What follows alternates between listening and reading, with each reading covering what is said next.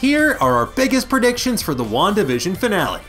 What a wild ride this has been, WandaVision fans. Now, we've been thoroughly enjoying our stay in Westview thus far, having a grand old time breaking down each and every episode, coming up with increasingly elaborate theories to explain all of the sitcom surrealness happening each week on Disney+. But with so many lingering plot threads and burning questions, the WandaVision finale has quite a bit of ground to cover before they launch us headlong into Spider-Man No Way Home and Doctor Strange in the Multiverse of Madness, to say nothing of the fact that the Falcon and Bucky show premieres in 2 weeks. So to help you prepare for the epic WandaVision finale, we have a list of predictions about what will happen in the final episode, as well as some major questions we hope get answered during its short 28-minute runtime. I'm sorry. I'm kidding. I'm kidding. It's not 28 minutes. I mean, look, it might be. I don't know for certain. If it is, don't blame me. Blame Agatha. Regardless, while all of this is pure speculation, if we wind up being right about any of it, it could be considered a spoiler. So if you're worried about that kind of thing, or if you haven't seen WandaVision episode 8 yet, make like Agatha and fly on out of here. Will we get some hot Vision on Vision action? Well, this one is all but guaranteed. The answer is yes. Yes, we will. As we learned in episode 8's post-credit scene, the end result of S.W.O.R.D's secret Project Cataract is white vision, or spectral vision, as some of you love to correct in the comment section.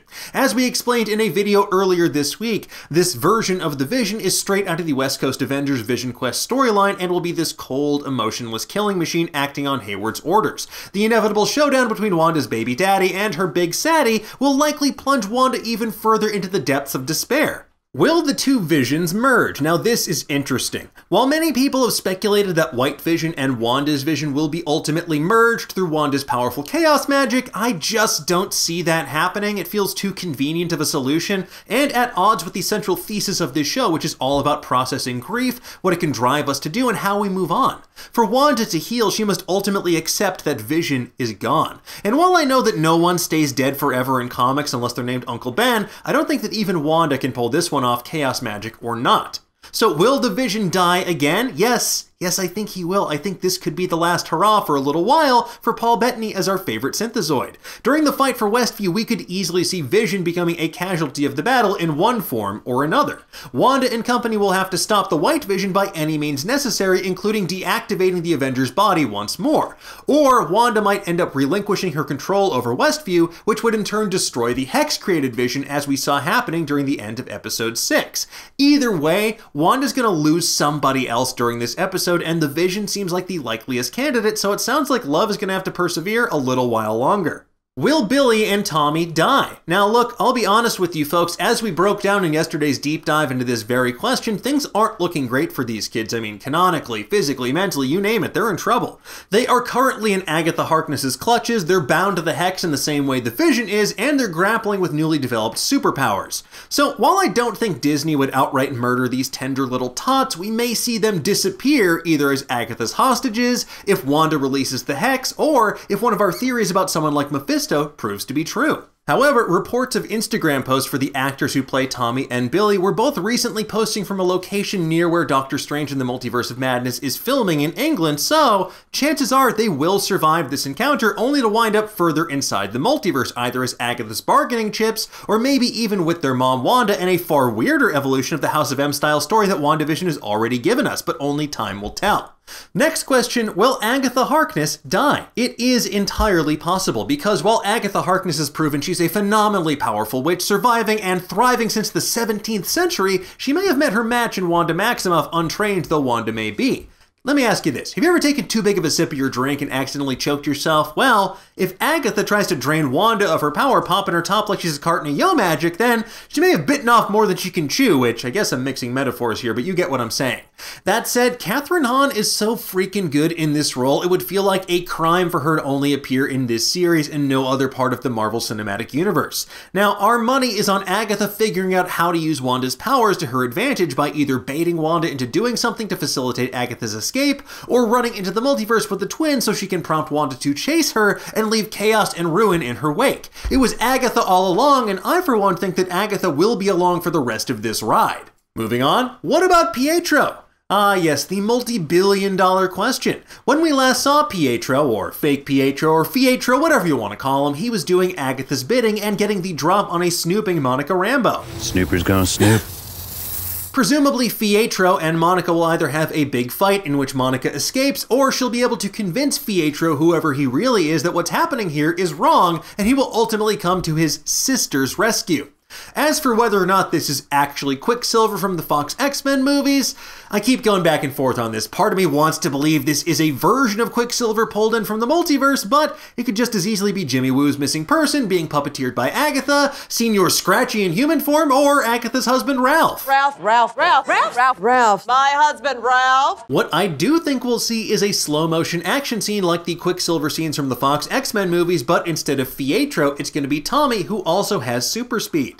Next question, will we meet Ralph or the missing person? Well, I'm going to go out on a limb here and say yes, we will meet Ralph, but I'm less sure about that missing person. As we've speculated previously, Ralph could be Jimmy Woo's missing person, and it could potentially be a fun cameo reveal for someone like Nathan Fillion as Wonder Man, but I do doubt that's going to be the case. Much more likely is that Ralph will be connected to whatever evil entity Agatha Harkness is working with, the source of the dark forbidden magic in which she clearly dabbles, as represented by that sinister-looking spellbook in her magical murder basement. You know, that glowing grimoire? I mean, it looks evil as hell. Whoever Ralph winds up being, my money is on him appearing in the post-credit scene and teeing up a far greater villain to come in Doctor Strange in the Multiverse of Madness.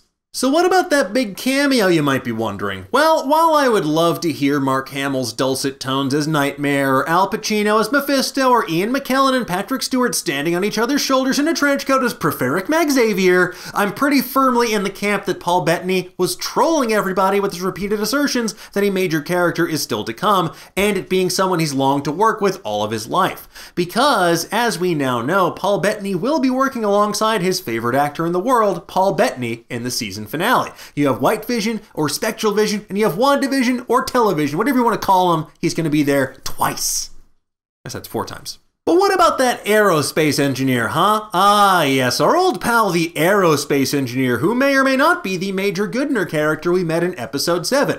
You know that Monica Rando? She gave her the high-tech sword space rover that Monica asked for to try and drive into the Hex with? While everyone and their mother, us included, speculated that this engineer might be Reed Richards, or Victor Von Doom, or Adam Brashear, or any number of characters, we could still get a bigger reveal about this character in the series finale. So our best guess is that if we see Major Goodner again, it could be revealed to Jimmy Woo and us, the audience, that she is actually a Skrull in disguise, possibly even Talos and Soren's daughter, Monica's childhood Uno buddy that we first met in Captain Marvel. Now this could be an elegant way to remind us as we head into the Secret Invasion miniseries that Skrulls are still very much present on Earth in addition to Talos and Soren, who are currently posing as Nick Fury and Maria Hill at the end of Spider-Man Far From Home, which as we know, takes place months and months after WandaVision. Next question, will Doctor Strange make an appearance in WandaVision? That is a good question. It's certainly possible. It would make sense because we know we're going to see the effects of WandaVision play out over the course of Spider-Man No Way Home and Doctor Strange in the Multiverse of Madness, both of which Benedict Cumberbatch will make an appearance in and star in, respectively. That said, equally plausible is a clever nod to Doctor Strange, like a portal opening outside of Westview as we see someone step out of it. Maybe it's Doctor Strange, maybe it's Baron Mordo, maybe it's Wong with a pint of Hulka Hulka Burnin' Fudge, his favorite flavor. That's a thing? Will we get one final banger of a song? Now that is a truly excellent question, and I certainly hope so, because Catherine Hahn literally became a chart-topping musical artist thanks to Agatha All Along and the excellent theme songs written by Robert Lopez and Kristen Anderson Lopez. They've been some of the best parts of this series, so I don't know, maybe Ralph will make his debut with a Skimbleshank-style tap-dancing musical number. Anything is possible. And last but not least, will all of our fan theories come true in the finale? And the answer is yes. Every last one of them will come true. The Mephisto ones will come true twice. I guarantee it. No. All kidding aside, I don't think a lot of the theories will pan out in the end in light of director Matt Shakman's comments to Entertainment Weekly about how there are so many theories out there, there will be a lot of people who will no doubt be disappointed by one theory or another not holding water in the finale. That said, folks, no matter what happens, we will be here for you at Nerdist to break down all of the multiversal mayhem coming our way in the WandaVision finale this Friday on Disney+.